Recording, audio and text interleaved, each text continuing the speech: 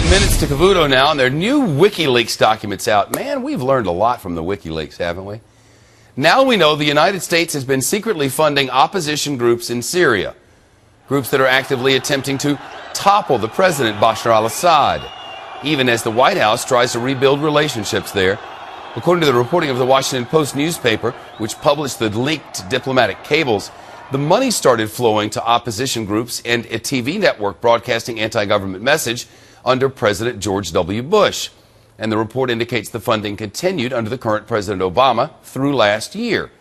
The State Department, of course, denies the story. The White House won't comment on the leak. Syria, as you know, is dealing with a wave of uprisings like many other countries across the Middle East. Mike Baker's here now. He's a former covert operations officer for the Central Intelligence Agency and is live with us now. Mike, good to see you. Thank you, Chuck. I learned from our government recently that there is no, well, there's no war in Libya, and we haven't taken sides in Libya. And now I've learned from WikiLeaks cables that we're supporting one side in a non-war in Syria. And I don't know why anybody's surprised by anything this bunch of folks does anymore. No, I can't imagine anybody would be confused. No. It is amazing what we can learn from WikiLeaks. It's fascinating that the Washington Post has just made itself the arbiter of what's good for the public to know. But wait a minute. Wait a minute. Yeah, you get information that the government's lying to you again. One more lie from the government. I wish they would publish all of it. Every lie they tell ought to be put laid bare. Well. Now, Shep, to be fair, I don't think you can call it a lie. We're not in a war, and we haven't taken sides in Libya. Those are lies, and this is a lie. I'm talking about the list is so long we don't have room for it on the screen anymore. Right.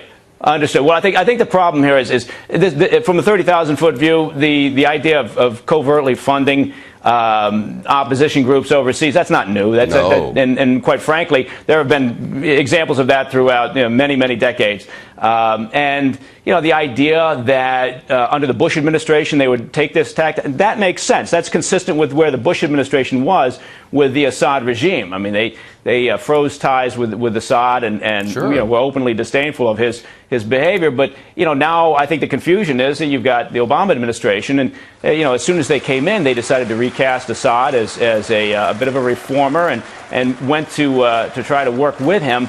So I suspect there's more to this story. Within the WikiLeaks cables, it indicates that there were funds available for this covert funding of the opposition groups in Syria through September of last year. It doesn't indicate that the Obama administration continued with those funds, and I suspect they probably slowed or completely stopped them, given that I don't think they would have had the nerve to be putting their hand out to shake Assad's hand at the same time as handing money with the other hand over to the opposition. When you look at the way this was being conducted, according to the WikiLeaks documents, I mean, seems to be the only straight answers that we get anymore. According to these WikiLeaks documents, what they were doing sort of fits the pattern, and that is to try to prop up groups that think these oppressive regimes are bad. Read Iran. It's been done there in the past as well. No, sure, absolutely. And again, it falls into the category of rarely do you have the opportunity overseas, in a place like the Middle East or other locations, to say, okay, my choice is to work with good or bad. It rarely is that. Usually it's bad or less bad, or bad or more bad. So, unfortunately, it's not black and white, and we have to deal with these people. And we saw this with the outcry over Mubarak during the tensions in Egypt, and people were saying, oh, how could we have been dealing with this man for 3 decades? Well, the reality is you have to deal with the hand you're dealt. So, it's not a surprise in terms of funding the opposition groups in Syria. What will be a surprise is the reaction we get within foreign policy around the world as to this latest news from WikiLeaks. Yeah, it will be interesting. One of the enduring lessons from all this, and we've been learning it for decades now, is if you support dictators who murder their own people, eventually it'll come around and bite you in the butt. It's stunning that that's the way it works, but it does seem to happen. Yeah, again, another surprise. Yeah, murdering dictators, we're here for you. Mike Baker, former CIA covert operations